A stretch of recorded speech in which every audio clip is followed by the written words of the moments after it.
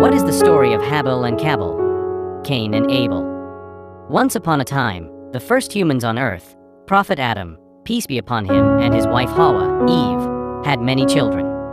Among them were two sons, Habil, Abel, and Kabil, Cain. Habil was kind and righteous, while Kabil often felt jealousy and anger. What is the test of sacrifice? One day, Allah commanded Adam, peace be upon him, to have his sons offer a sacrifice. This was a test of their faith and sincerity. Habil, a shepherd, chose his best sheep and offered it to Allah. Kabil, a farmer, reluctantly chose some of his worst crops. Allah accepted Habil's sincere sacrifice, but rejected Kabil's insincere offering. This filled Kabil with rage and jealousy towards his brother. What is the Kabil's threat?